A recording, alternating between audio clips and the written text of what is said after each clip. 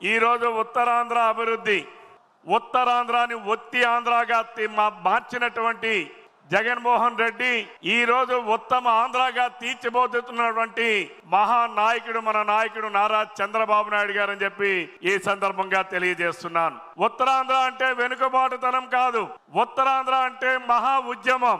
ఆ ఉద్యమంలో ఎన్నో తెలుగుదేశం పార్టీ తాలూకా పాత్ర గణనీయం. తెలుగుదేశం పార్టీ ఆవిర్భవించక ముందు ఉత్తరాంధ్రలో ఒక్క ప్రాజెక్టు కూడా చేపట్టినటువంటి పరిస్థితులు ఉంటే అన్న నందమూరి తారక రామారావు గారు స్థాపించిన తర్వాత ఉత్తరాంధ్రలో ప్రాజెక్టుల పురోగతి ఈ రోజు 60% భూములు ఈ రోజు సాగునీరుకి నోచుకున్నారంటే కారణం తెలుగుదేశం పార్టీతోనే అది సాధ్యమైందని చెప్పి ఈ సందర్భంగా తెలియజేస్తున్నాను. గడచిన 5 ఏళ్ల పాటు అధికారంలో ఉన్నటువంటి వైఎస్ఆర్ కాంగ్రెస్ పార్టీ ఉత్తరాంధ్రాన్ని విస్మరిస్తే అక్కడ మంత్రులుగా పనిచేసినటువంటి వాళ్ళు జగన్మోహన్ రెడ్డి అరాచకాలకు ఒత్తాసు పలికారే తప్ప ఉత్తరాంధ్రకి న్యాయం చేసినటువంటి పరిస్థితులు లేవు అని చెప్పి ఈ సందర్భంగా తెలియజేస్తా ఉన్నాను.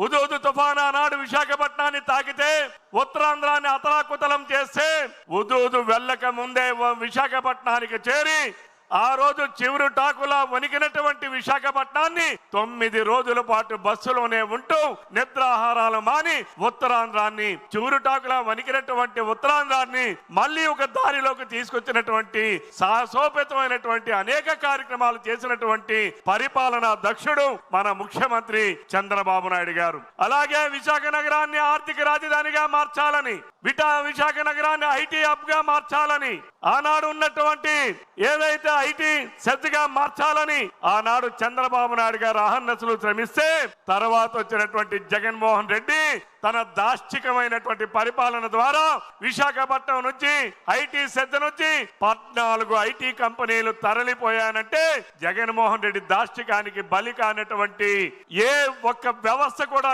లేదు అనడానికి ఇదొక నిదర్శనం అని చెప్పి ఈ సందర్భంగా తెలియజేస్తున్నారు.